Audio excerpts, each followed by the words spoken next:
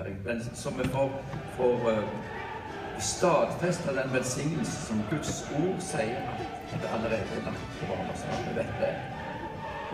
Og den velsignelse for en menighet å få lov til å bruke den autoriteten vi har til å være med og velsigne det som allerede Gud har velsignet. Så var det dere som ville ha you have some more from him. The good thing that all churches are joining us in prayer, but the thing that we don't have time for everybody to make the prayers. But should we start here? Skal vi starte her, Øyvind? Har barnet fått et navn? Ja, han heter Karl David. Karl David, det passer godt i Norge, gjorde ikke det? Skal jeg holde Karl David mens du tar det opp med? Ja. Så... Far i himmelen, nå takker jeg deg for Karl David. Jeg takker deg for at Jesus, du selv sier, la de små barn komme til meg og hindre de ikke. Og nå ber jeg denne dagen at Karl David skal få begynne å ta imot av deg, Jesus, ved at han får lære om deg gjennom mor og far sin hjelp.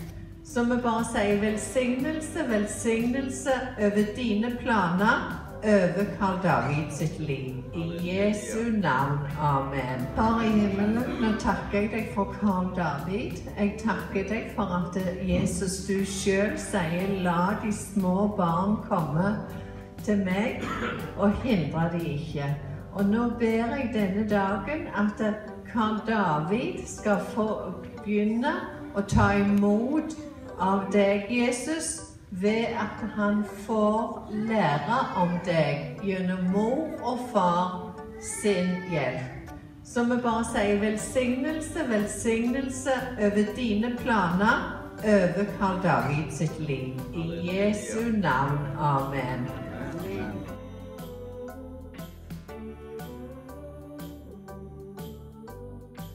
Og bevare deg. Herren la sitt ansikt lyse over deg. Herre er nådig. Herren løfter sitt åsyn på deg og gir deg inderlig.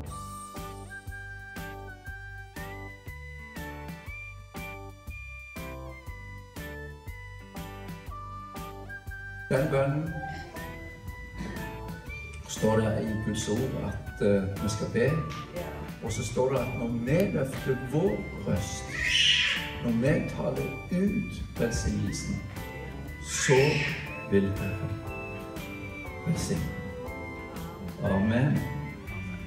Og disse som er vitner rundt her på denne siden, sammen med familien, de har på en måte sagt at de vil være med og be for deg, for en velsignelse. Amen. Klarer du dette, Trygve? Ja, en gang.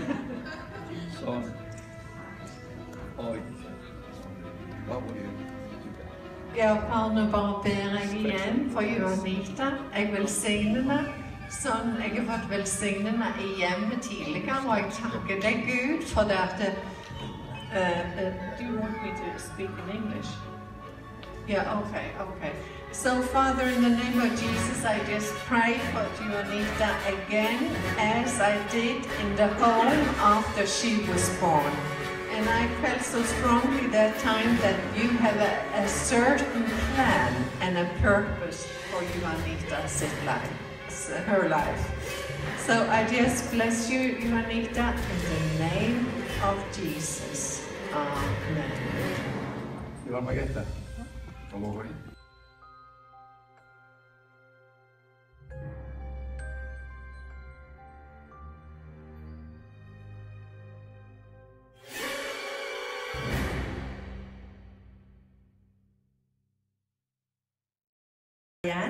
Og det er jo veldig spesielt for meg, for Juanita hun er født på min bursdag.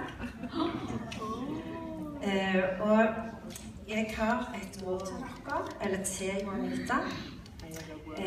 Det er fra Johannes evangelium, kapittel 19, inni vers 30. så sier Jesus 3 fantastiske ord.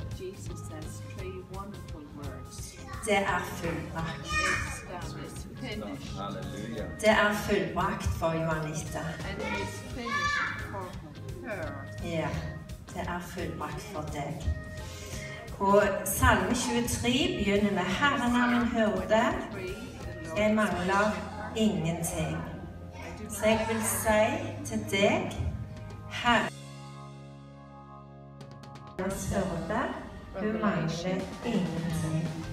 Certainty that she doesn't lack anything because of the word in the Psalm.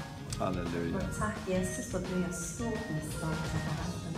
Thank you that we give a lot of wisdom to Reagan and Lassie as parents. I Jesu navn. Amen.